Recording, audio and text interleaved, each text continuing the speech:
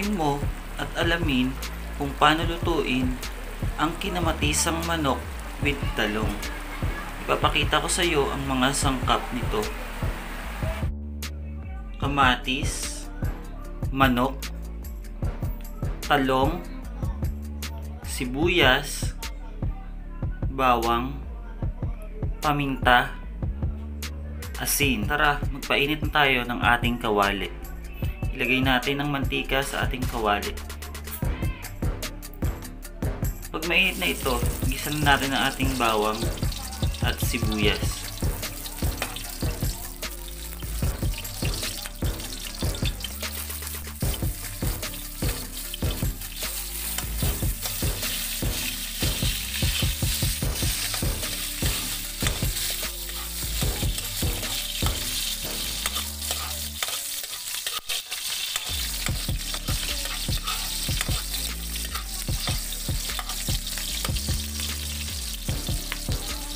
Pag okay na ang ating ginisa, ilalagay natin ang ating manok.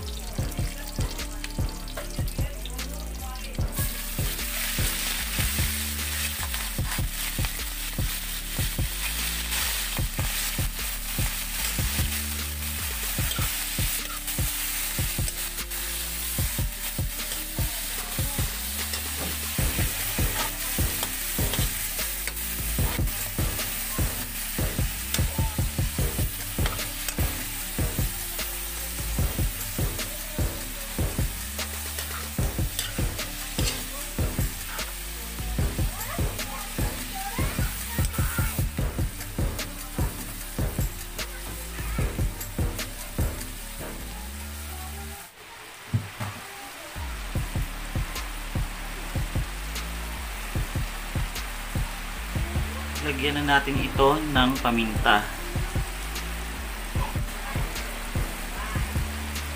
Lagyan na rin natin siya ng konting asin.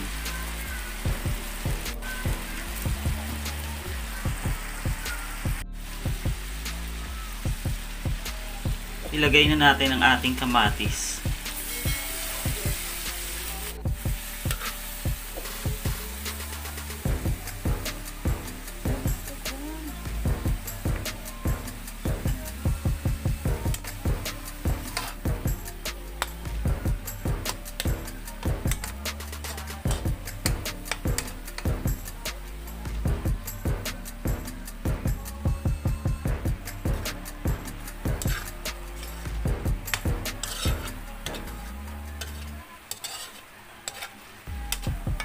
Durugin natin ang ating kamatis.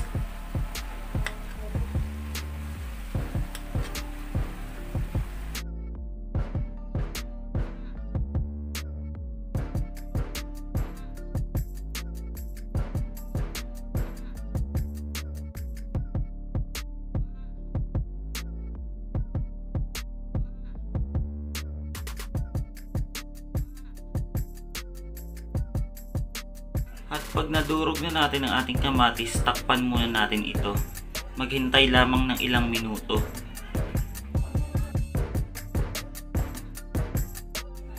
Yan, okay na.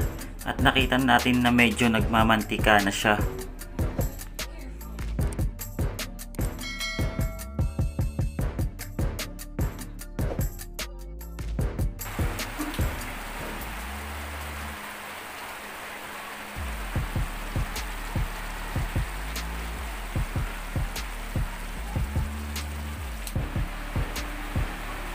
Pwede na nating ilagay ang ating talong. At pag nailagay na natin ang ating talong, tatakpan natin itong muli. Maghintay lang ulit tayo ng ilang minuto.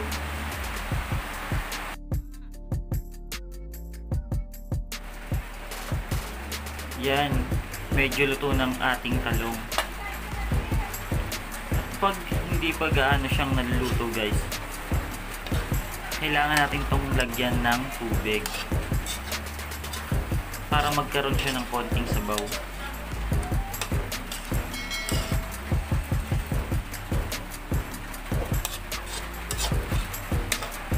Lagyan natin siya ng tubig pero konti lang, mga isang baso lang.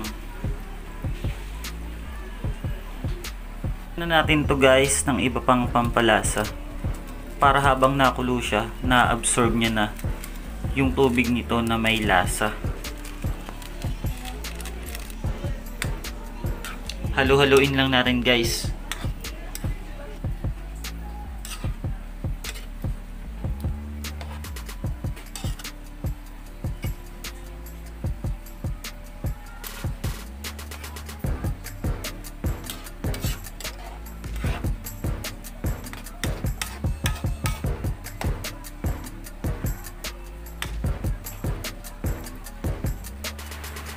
Yan guys, okay na ang ating kinamatisang manok with talong.